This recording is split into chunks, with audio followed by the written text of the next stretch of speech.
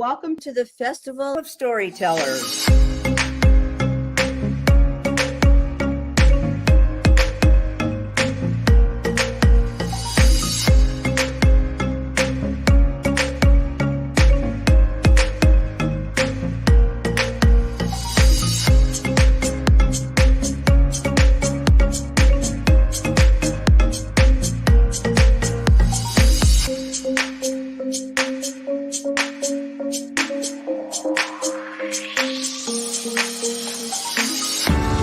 I can't tell you how excited I am to be on right now.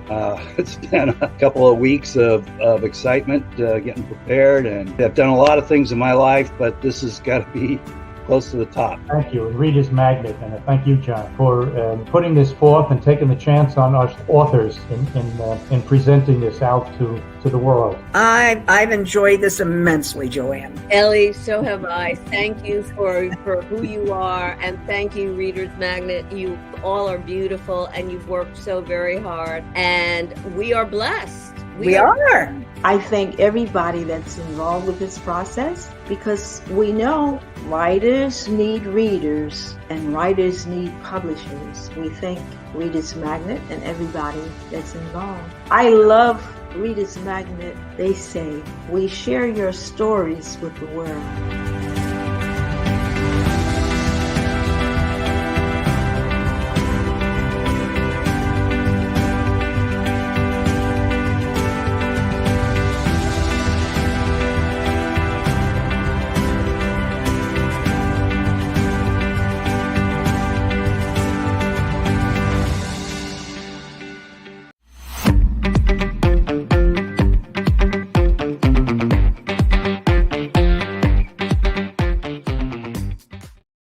Hello, fairgoers and storytellers. Welcome to the Festival of Storytellers, Chapter 3.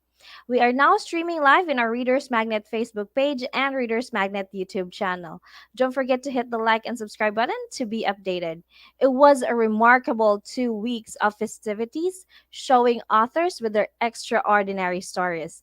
Visit us at www.thefestivalofstorytellers.com. Today, we have one of our featured author for the author of the hour, Russell Marlett, author of commentaries on the Book of Wisdom. Hello, Russell. How are you? Fine. How are you doing today? That's good to hear. I'm feeling great. Thank you for asking. I'm so excited to talk to you and hear your journey in writing this book. So let's start with the inspiration of the cover in your book. The inspiration for the cover in the book had to do with a portion of the story of how the Book of Wisdom and its commentaries was discovered.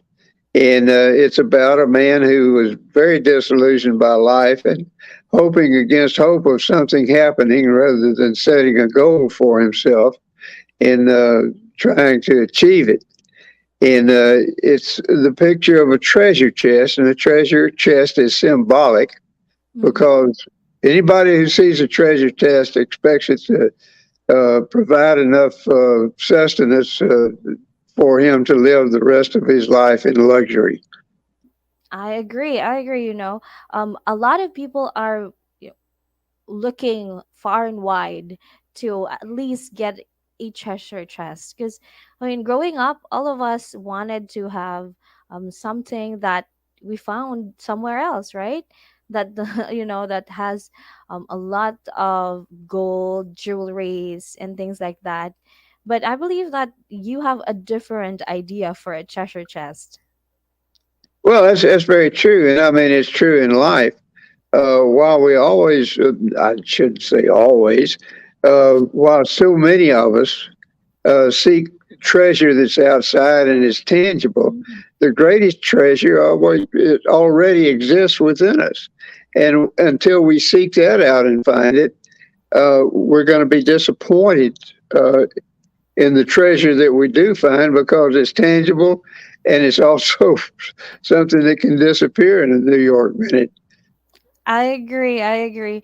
We are always focused with the physical things that we see around us, right? And not knowing that there are far more valuable things that would matter to our life. And especially, in your book you talk about wisdom. So um what is the significance of the title of your book? The Book of Wisdom. I tell you what, I spent a great part of my life in church. We were. I was raised a Methodist, and of course, I went to a Methodist church. And one thing I do like about the Methodist church is they do not discourage study in other fields. Um, but I taught.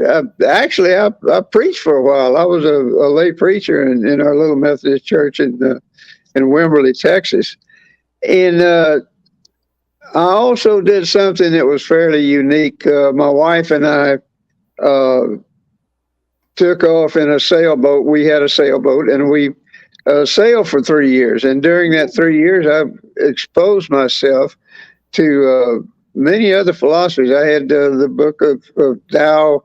I had, of course, my Bible and some writings by Ralph Waldo Emerson, who I dearly love, and other authors.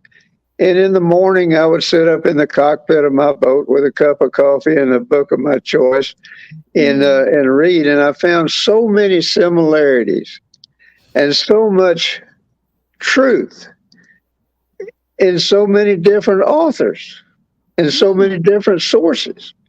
And that's what I've tried to put together in this. In these 32, I guess I'm going to call them verses, 32 verses and their commentaries in the Book of Wisdom.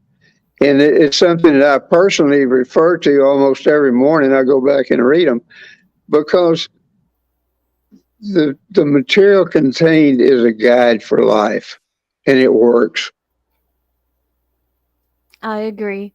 It doesn't have to be like um different kind of books, because sometimes books have similarities in it, especially when you mentioned about the verses and everything. And earlier we talked about the cover. So would you mind showing our fair goers your book? Okay, here it goes. All right, I've there got you to look. go. I've got to look over top to make sure it's showing up. Yeah, there we go. Okay, there you It's go. And there. there's the little Oh chest. yeah, yeah. There's the treasure chest under the Yes, tree of life. there you go. Very awesome. Were you the one who decided to have the tree and the chest in the cover? I tell you what, I was guided into this by the staff at Reader's Magnet, and Oh, we decided on a tree, and then I think I was the one who asked that the treasure chest be included.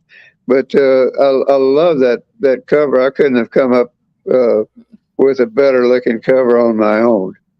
definitely. I agree. I mean, by just looking at the cover, it gives you the vibe that there's something valuable inside, that it's not your ordinary book and not an ordinary motivational inspirational book. It's told in a different kind of way based on your experience. As you mentioned earlier, you've sailed for 3 years, and that's where you discovered that there's a lot of things that you wanted to write.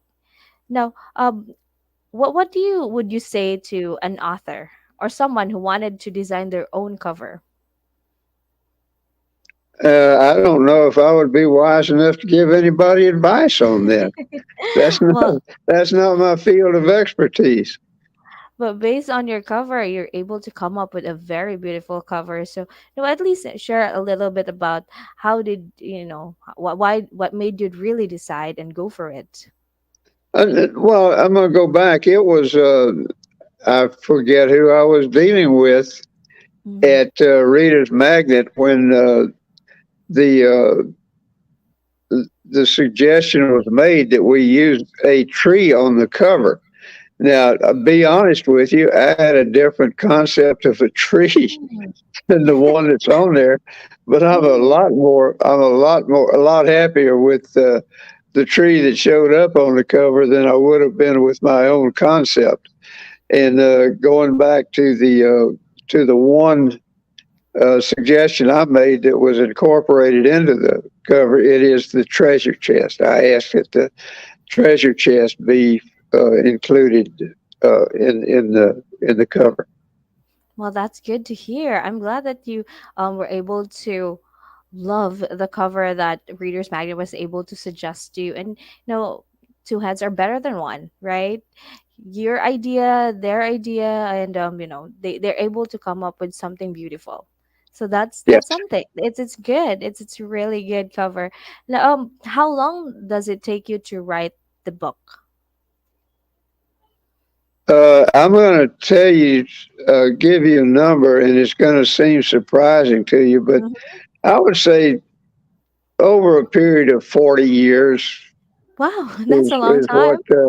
when all this started coming together, and something would hit, and I'd have to think about it for a while, and I said, oh yeah, that relates back to something else, or particular. And I'm a particular fan of the New Testament of the Bible, and particularly the ministry of the Christ.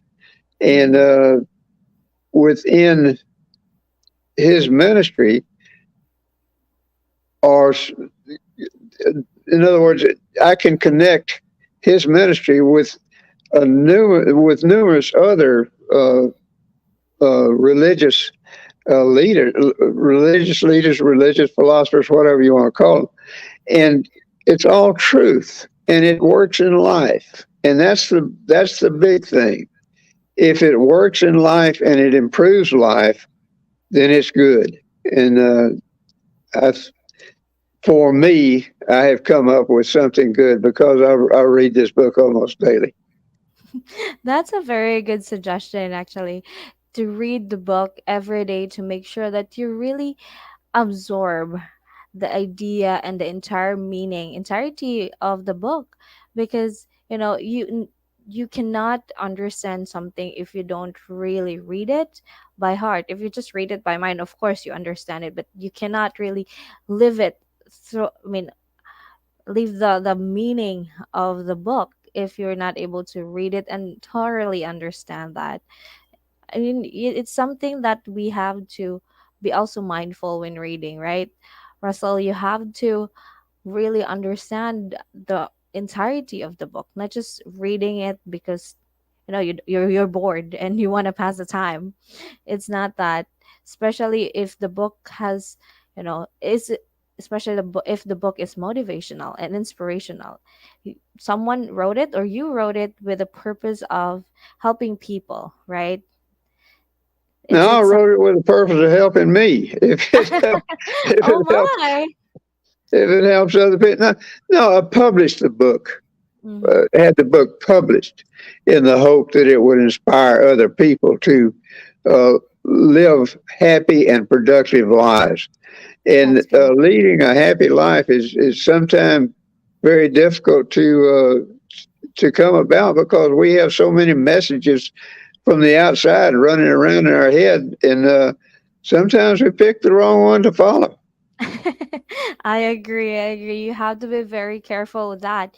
You have to make sure that you keep your circle small so that you will not be influenced by external factor that would not make your life a happy and fruitful life. Because we only have one life to live, right? True. And Well, we if think we do. So I mean, here again, we can't fathom that mystery until we experience it. I agree to that. And you know, basically you wrote the book for yourself, but you ended up inspiring other people. How great is that? Right?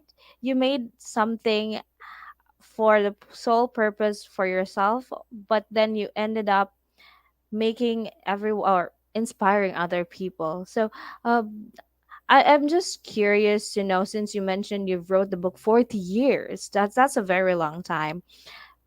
What kind of research do you do, or how long do you spend researching before you started writing the book?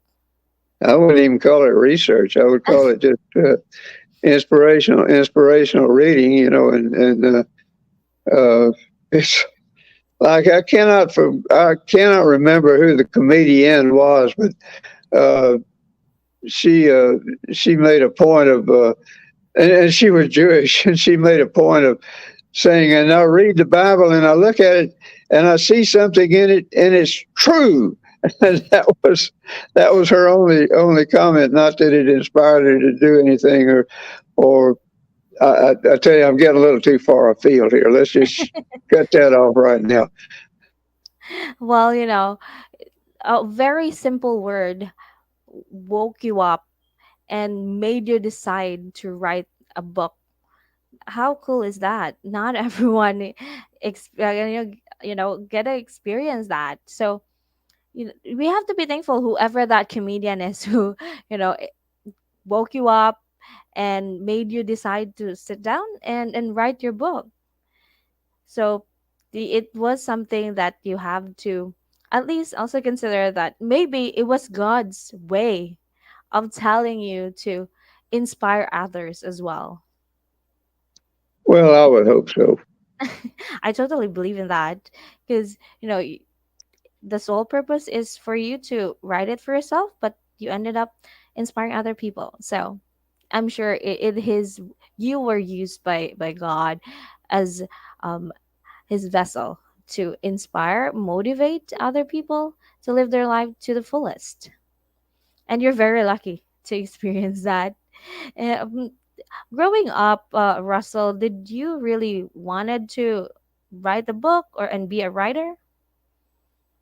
I tell you what, I probably had one of the most confusing childhoods of anybody. And growing up, all I wanted to be was a football player.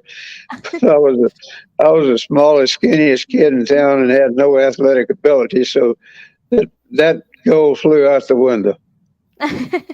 Oh my, that's very unfortunate. You could have been one of the best player if you ended up playing football and not writing, but still, you're able to come up with a very good book that inspired others. So it's still, uh, God always give us reason and on what the things that we do and the place that we end up with. So I really believe that God is watching you and always guiding you to live your life to the fullest. And also earlier we talked about the reason why you chose the tree and the chest in your cover, and that's because of one of the scenes or one of the parts in your book. Is that can you share that scene to us or that part of the book? I tell you what, it's the overall gist of the thing. Oh. A tree is always symbolic, I think, Mm. of something long lasting and ever growing, and that's what our spiritual life should be, is everlasting and ever growing. The treasure chest is, of course, symbolic also of what we seek. And the thing is that once we open the treasure chest and see what's inside, sometimes we think, well, I wasn't seeking that, but it was better than what we did seek. So, why, in our disappointment, we have to look at it, and realize that we perhaps were pursuing the wrong treasure. Oh my, that would be really unfortunate.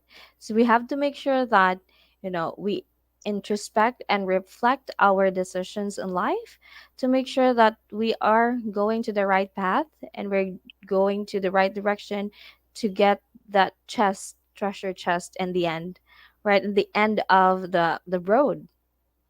Because that's what is most important, being able to live your life and really um, say that you're able to learn and help others, not just yourself.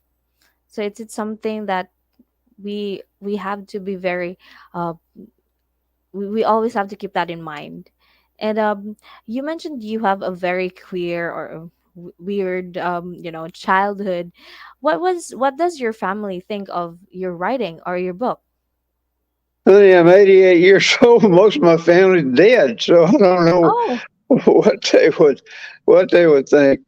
My wife is appreciative of it. My children have read the book and have I think uh, found some benefit from it, but that's uh, that's about the extent of it that I can comment on. What about your kids? I'm sure That's kids what are I very just proud. said. They had read it and they Uh-huh.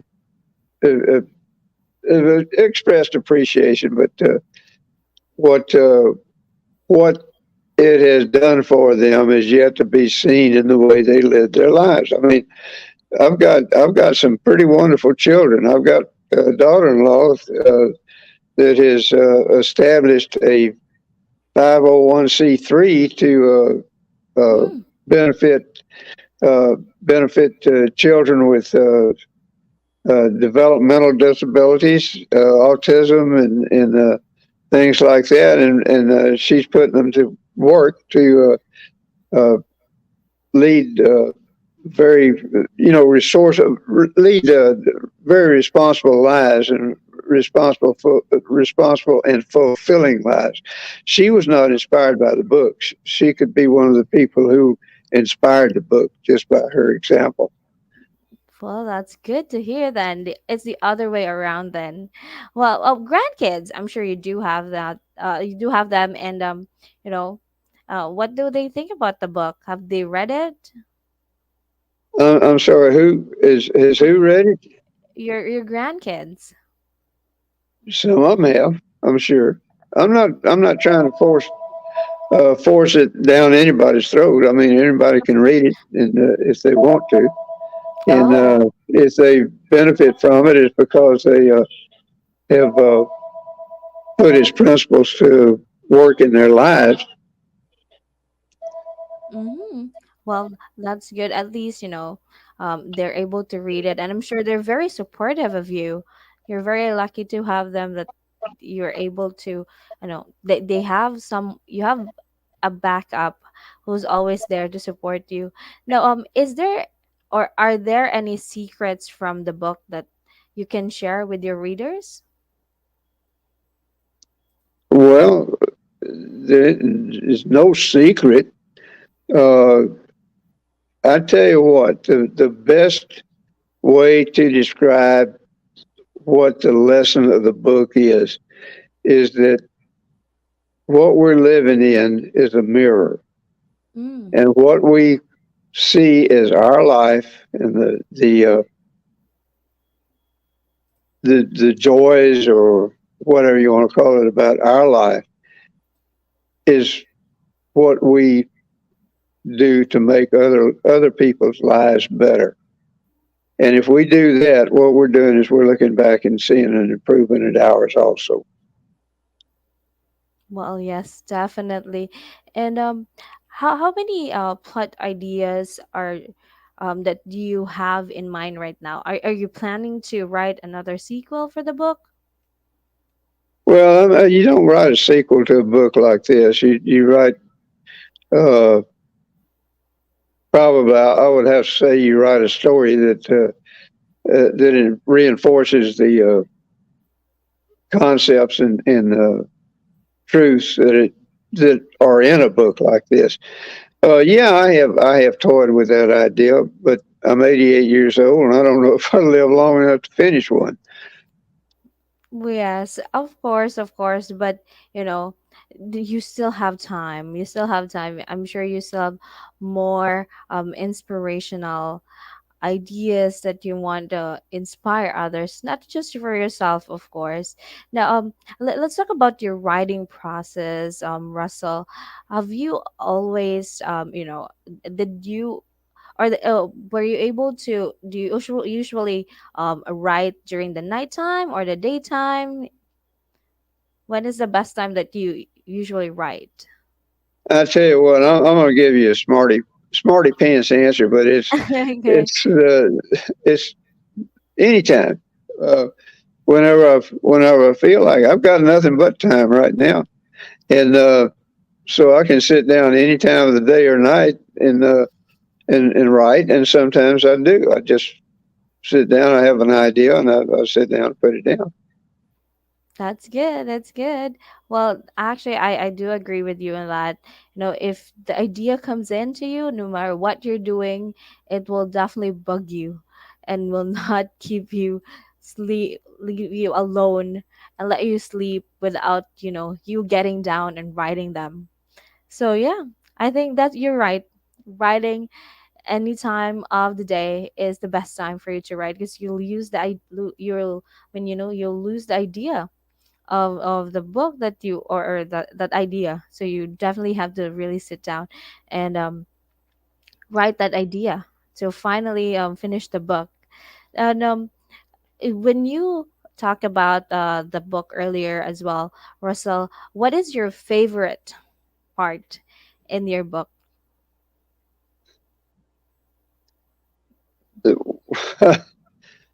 That's hard to say. It's not a continued. You've got three parts. Mm-hmm. You've got the part of the disillusioned individual who Mm-hmm. seeks a treasure and finds it in this old chest in an attic. You've got the part about the individual who alone and uh, well, I don't know. He's living alone in a hut in Guatemala, and he's confronted by a very mysterious presence Mm-hmm. that dictates the book to him. Uh, Oh. and you've got the finish, the conclusion of the book, where the one who originally sought treasure realizes that he has had treasure all along, and all he had to do was put it to work in his life, and things would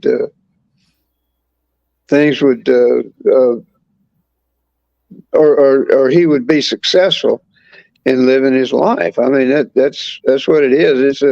It's sort of a three part manuscript with Mm. three leading characters, if you want to call it that. Oh, wow. And what about the other two parts? What are they about? Is there Okay, which two parts are you talking about? You said that the first part of there's three parts. It's like a three manuscript earlier, right? So the first one you mentioned that it was about a man, and then the second one, can you share something or a little about those parts? Of course, without telling us the entire story. No, it's the story is immaterial. It's well, I shouldn't say immaterial. It is of interest because it leads up to the 32 principles in Mm-hmm. their commentaries. Um, I sort of liked it. I enjoyed writing it because it was about real people and it was about real circumstances. And Mm-hmm. there's something mystic in our lives that appears from time to time, and if we heed it, it often leads us to great success in any field of endeavor. Wow, that's something. That's it's a good way to um, really dig down deeper to these principles that you have, writing them and basing them on the real life events so people can really relate to that. That's the most important thing. That's one of the reason why a lot of people pick the book because they can relate to that. And Well, I would hope so. It's it's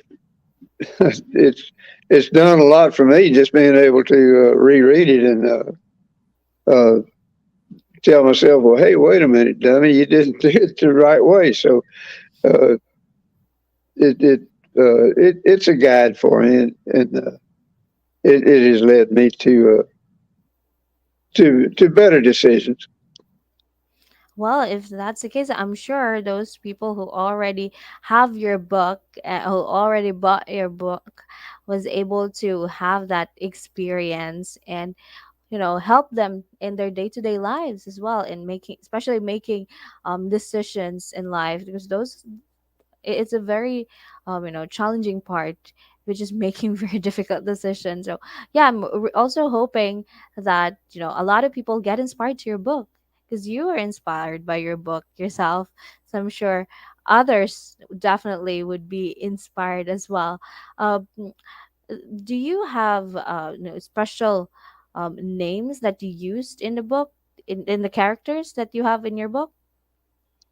No, just names I pulled out of the air. Pull out there, no special reason behind using the names of the characters? No, one of them doesn't even have a name. Oh. Wow, that's something. That's the first time I heard about that, not having a name in the book. Well, why did you decide not to name that character? Because it's a presence. And Mm. that goes back to a real feeling of mine that once we name something, we have to start making rules for it. But if we recognize something that's eternal and all wise, we shouldn't name it. We should just follow it. And that's the character who dictated the book of wisdom to the one who wrote it down. The one Hmm. who wrote it down had a name. The one who dictated it did not. Okay, so that's interesting. So it was like a presence. It's like, the Holy Spirit. We can say, I think we can say that presence, or that character that doesn't have a name, is the presence of a Holy Spirit guiding them, guiding the characters. And you mentioned it's based on real life events. Uh, did you also incorporate your own personal experience in the book? Oh, I suppose so. I don't know how you can keep from it. That's good then. Well, I wanted to know, since you were those um stories in your book are based on real life, and some characters doesn't have a name as well. So if you could invite one of the characters for dinner, who would it be? Oh, I would say the mysterious presence that dictated the book of wisdom to the sailor in the Guatemalan hut. Mm. The one who dictated it's the one who doesn't have a name. Well, that's good. Now, what would you want to talk about to that presence? Any specific topic? I probably wouldn't want to talk about anything. I just want to sit there and listen. Yes, I'm sure you're going to talk a lot of things, and learn from him, and maybe he can learn from you. Definitely, because it's gonna be a discussion of great minds. I'm definitely sure of that. Now, I've there's a few questions that I also have in here. Now, if you had, or if you could only have one season, what would it be for the One entire? one season, what? The four seasons of the year? Yes, yes. Oh, I don't know. I'd probably take fall. Fall? Why fall? Why not fall? It, it's changing weather. It's changing from very hot weather to very cold weather. But I mean, it's the transition. The transition is sort of beautiful. Things change. Uh, Life goes into dormancy, and of course, is not resurrected until springtime. Mm-hmm. But the assurance of resurrection is always there. I agree. It's also, it's not my favorite as well, but yeah, fall is also a very nice weather and a very nice season, actually. So I think that's actually a good answer. What is your favorite quote in your book? Oh boy! I tell you what, Mm-hmm. the one I like the most, and I don't know where this came from. Of course, I Mm-hmm. don't know where a lot of the things came from that are written down. No, seriously, these are things that just pop into my head. Mm-hmm. And it's talking about indecision. Mm-hmm. And it's talking about waiting and hoping for something to happen and missing out on life. And it talks about uh, being a bystander, watching the parade of life as it goes by, instead of placing yourself in its rollicking midst. And I like that sentence. I don't. I like that statement, and I don't know where it came from. It just is one of those things that popped into my head. But it's so true because we make excuses for not being able to jump right into the middle of life and enjoy it and experiencing it and taking our pratfalls as well as our successes. And I tell you what, we get so afraid of failure that we eliminate the possibility of success. I agree. Everyone always wanted to be perfect, you know. A lot of us, especially the younger generation, wanted to have a perfect life, a perfect career, but it doesn't happen overnight. You have to work hard for it, right? You have to invest time, invest yourself. So I agree. There's a lot of things that we give, or we tell ourselves a lot of excuses of not fully enjoying life and being happy about it. So yeah, and while you were writing the book, what was one of the most surprising things you learned about yourself? What did you discover? I don't know that I did. Uh, I, I've been wrestling with myself for, like I say, a long time. And it's pretty hard for me to come up with surprises about myself. Any discoveries that you learned in that 40 years in writing the book? Oh, in the 40 years of writing a book, of course I Mhm. did. Oh, But what are those? I tell you what, the most important one Mm-hmm. is that, you know, we don't know what tomorrow is going to be.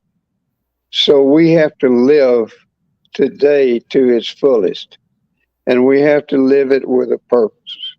Mm-hmm. And that is the biggest lesson that you can learn, or that I could learn, and I suppose anybody else uh, in life is, I mean, the only time you're given is today. And what you do today is going to determine what you're going to wake up to tomorrow. And Mm-hmm. that's it. Of course, that's why it's called present, right? The present, because you have to be um, fully aware, and that you should be in the present mode to enjoy your life, because no one can know what's gonna happen tomorrow, and the past it already happened. We can't do anything about that. It's done. So the best thing to do is to enjoy the life that you have now, so that you get the chance to enjoy the future as well. Not really predict it. No one can predict the future. And so you mentioned Well, see, earlier. you figured it out, and you should write a book about that. Oh my, I wish I had time. I wish I had the mind like yours and the patience. I don't think I have that. I think it's not really for me, but I do like reading. That's one thing. But anyway, you mentioned earlier that you wanted to have dinner with one of your character that doesn't have a name. Which of the characters in your book do you relate to the most, and why? Well, I relate to the guy who thought that he would become incredibly rich and have an easy life after he found the treasure chest. I think that's a feeling that's an inherent in an awful lot of us. We we hope that we'll. I mean, it's like an old expression we had back home that even a blind hog will stumble on an acorn, and I think that's what too many of us are looking for. We're looking to just stumble on something good rather than prepare ourselves to live a life that will bring it to us. I agree. I think that's everyone's dream actually, to be someone who is able to find, you know, a treasure chest that has, or win a lottery to be rich, and not able to, think of the problems that we have in life, and you be instantly rich and you can afford everything. I think that's everyone's dream, and I'm sure a lot of people can relate to that.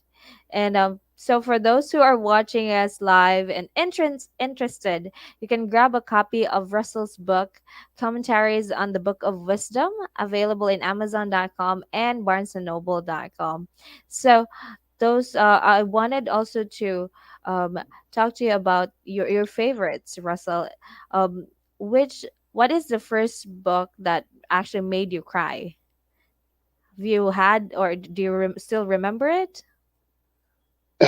No, I don't remember ever crying over a book. Oh my, really? But Yeah.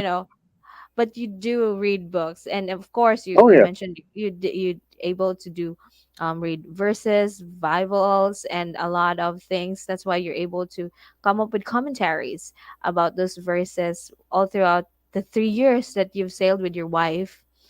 Um, does one of your main characters hold a special place in your heart? Well, I'd have to say the character who tells the story Mm-hmm. because to follow his path is to follow the path that far, far too many of us take in life, and that's being self-centered, uh, hopeful of an easy way out. In other words, the easy wealth. That's why people buy lottery tickets, and instead of setting a goal for himself and Yes. training himself to do those things that will enable him to reach that goal. And Mm-hmm. that's what I relate to because I see it too frequently in things that I pursued in my life. Mm-hmm. Yes, definitely. And while you were writing the book, did you encounter any challenging part? What is the most difficult part about writing for you? About writing this book?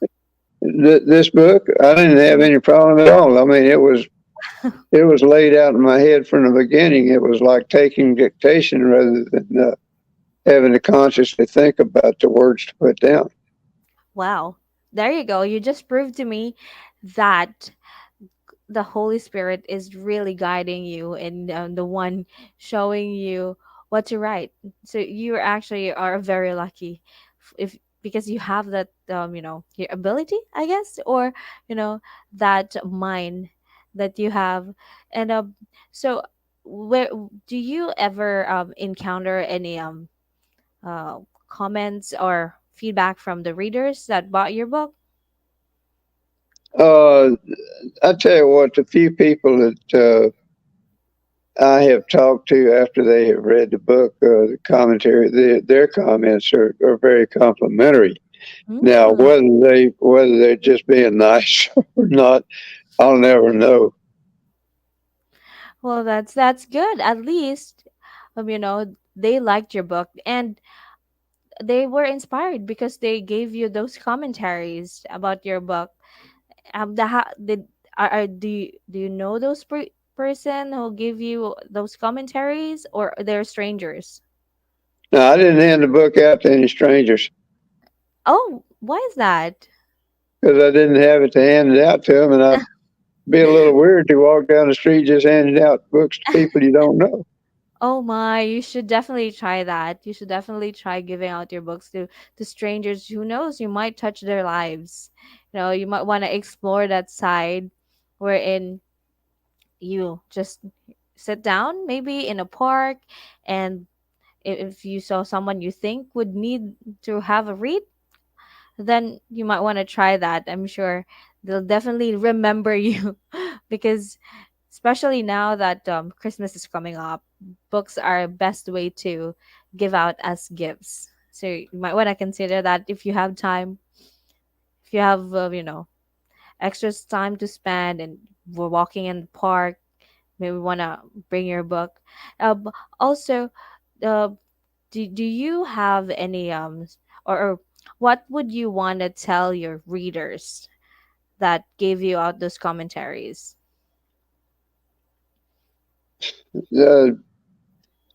Uh, you asked me a pretty hard question there.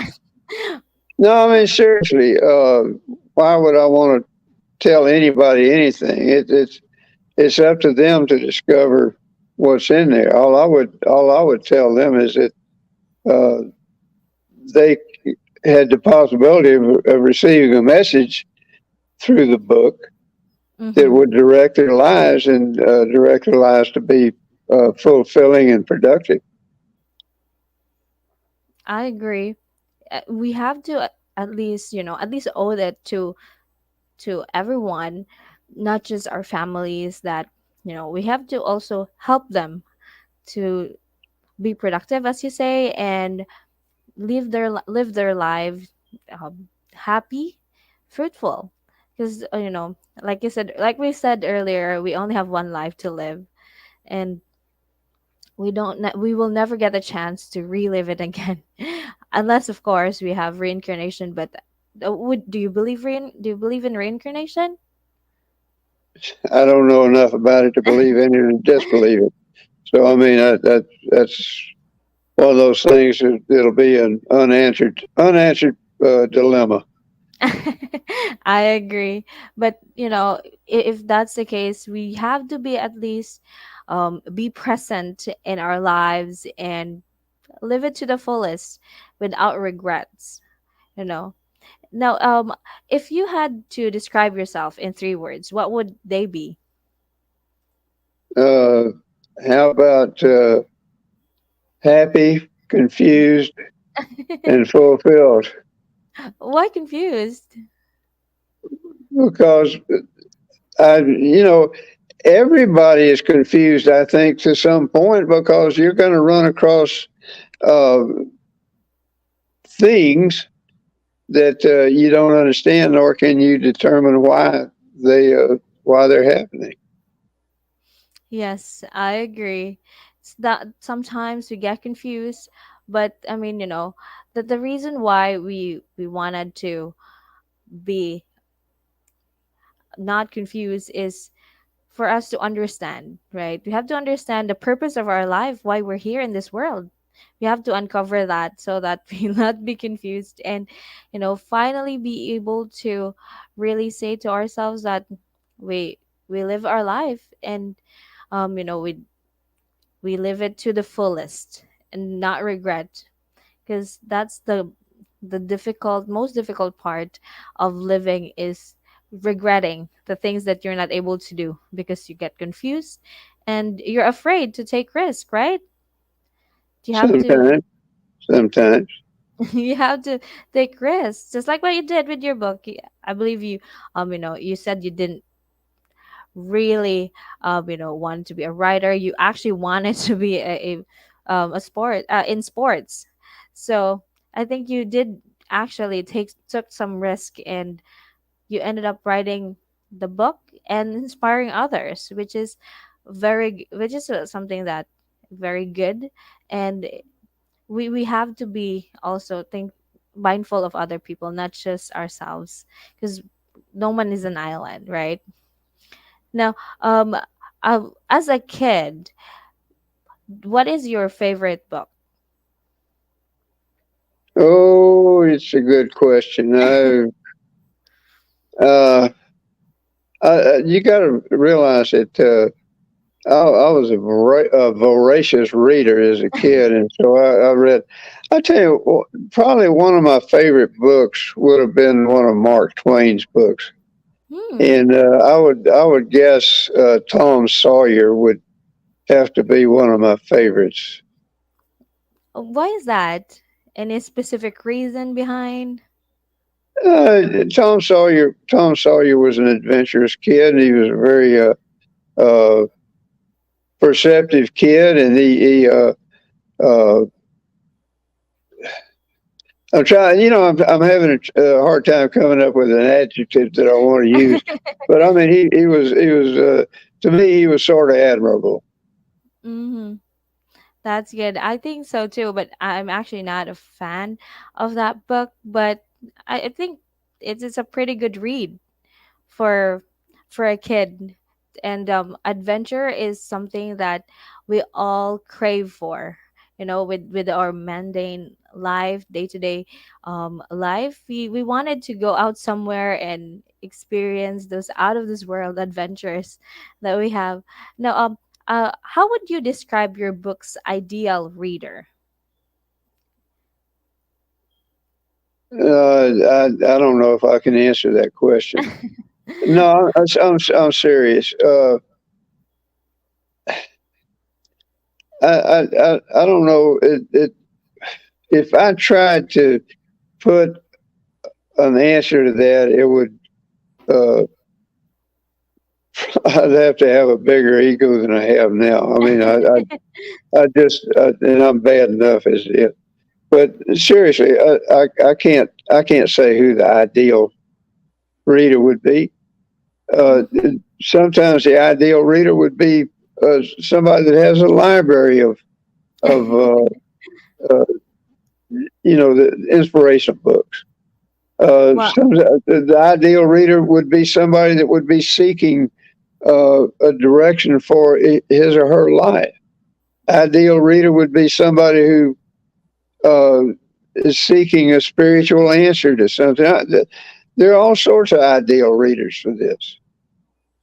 I agree. Your book has a wide reach of possible readers, and but for me, based on what we've been talking, um Russell, I can tell that the ideal reader for your book is someone who's, like you said, confused maybe, or someone who's in need of, you know a purpose in life, so that they'll, maybe get a an inspiration from your book, or they be motivated to live their life to the fullest and not be hindered by their regrets, or with they'll be someone who's willing to take some risk on life, right? Not to be afraid. So I think that that's actually what I can tell on can be an ideal reader for your book. Or I mean, me, I'm actually curious about what's really inside that book, what's behind that beautiful cover, behind the beautiful tree in your book. um Also, if you could spend a day with, an author, a popular author, or a popular person, a well-known person, whom would you choose, or who would you want to spend time with, or spend a day with? I tell you what, the guy that I probably would like to spend more time with would be David McCullough, but he recently died. I liked his Mhm. books. He matter of fact, I've read several of them. Path Mm. Between the Seas was one that struck me the most because we took our own boat through the Panama Canal. And of course, Path Between the Seas was the history of how the Panama Canal got built. But to me, he was a fascinating man. Had a great mind, and he was into history, and I loved it. Well, that's good. That's good, and I'm glad that you've, it's just unfortunate that, you were not able to really talk to him and meet him in person. And so I also wanted to ask you this: um, does or do you try to be original in your story, or do you want to try to tweak some of the experiences that you have in your life in your that in your book? What would be the difference? I mean, because sometimes I've noticed in the most of the authors that I've interviewed as well, they try to have it, they beautify it, as they say. They add and take out more. Do you also do that with your stories in your book, or you try to be close Okay, to the? okay, we're talking about my stories in my Yes. book. Hmm. No, it's that's a straightforward, uh, uh, sort of straightforward reporting on the human condition. I So think. you pretty much really just stick to the original, or to the idea that you have, To the what did I have? to the idea that you have to Oh, the idea, yeah. Uh, as. no, yeah, it was just in this one book, and see, this is the only book that I have ever written that has gotten Mhm. published. I have started. I've got 1,000 first pages of things that never even got to this first paragraph or first chapter.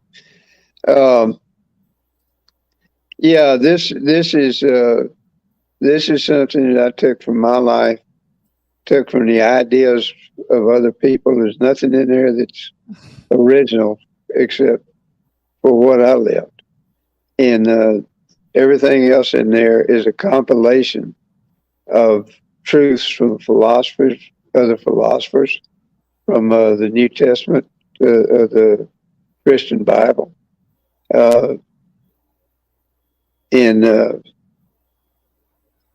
a story that's built around all that. I see. Now, what would you like your readers to feel after reading your book? Inspired. Inspired? What else? Is there other emotions that you wanted to impart to them? What would be greater than that? I mean, maybe they could at least have their own thoughts about it. Any Well, other? the book would inspire, hopefully inspire them to develop uh, thoughts that may be different from what they had been thinking. Right. And others, they have their own minds and ideas. So we can't really please everyone, and not all people too, or not everyone will eventually, or like the book, but at least the end feeling They would be. better, I don't come out and find them. I'm sure they're not. I mean, basing on the discussion that we have, Russell, the book is packed with emotions, very personalized. That you mentioned it, you base it with your own experience, and you tried to be as close to your situation, the real life experiences that you have. So I'm sure they'll be, yes, inspired and driven, actually driven to live their life, to be happy and not regret living and being in this world. Well, I would hope so. I'm sure, definitely. And maybe they'll be inspired to write their own book based on your book. That would be very awesome if someone would come up to you. Has there been anyone who come up to you and you know talk to you about your book?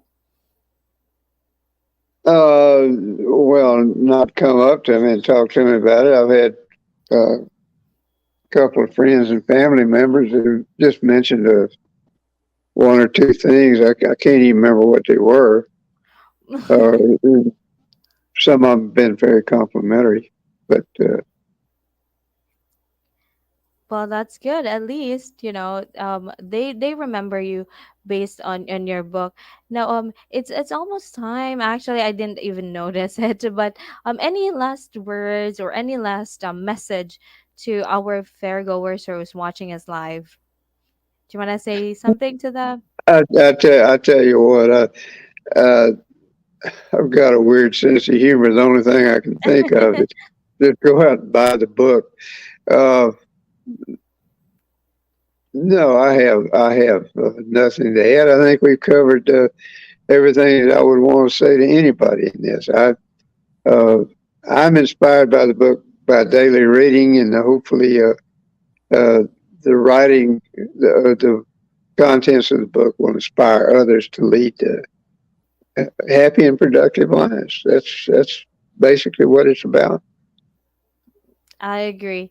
And it was something that we have to be like, I keep on saying this, that we have to be always mindful of that, because we we only have one life to live. Be very happy, and don't think of those risks. you know you have to always think what makes you happy, and follow your heart, right? Yeah, That should. listen, I tell you what, I've got a little thing. It's a song by Annie Murray. Mm-hmm. And I don't know if you even know who Annie Murray was. I doubt if you're old enough to remember, but she had a song, and the verse is something I like. She says, "You got to sing like you don't need the money. You got to love like you'll never get hurt, and you've got to dance like nobody's watching. And it's got to come from the heart if you want it to work." And I like that, and that's a pretty easy thing to remember to live your life by. I agree. Don't be afraid. Yes, that's it. That should be it. Don't be afraid. That's a very good way to wrap up with our session today, Russell. Thank you so much for the time. It was a very inspiring talk. I learned a lot. Thank you for your time and for being with us today. I All really right. Well, appreciate. you better go buy the book now. I will try. I'll see. But I'm just really curious about that. But thank you again. It was inspiring, and I'm sure those people who's watching us live or fairgoers watching at Readers Magnet Facebook page and YouTube channel, go grab a copy of a very inspirational book from Russell Marlett, available in Amazon.com and BarnesandNoble.com. The commentaries on the Book of Wisdom. It's very inspiring, it's motivational, so go grab the copy now. Thank you for the time, Russell. Thank you so much. And as we say it here in Readers Magnet, we share your story with the world. Enjoy your weekend, everyone.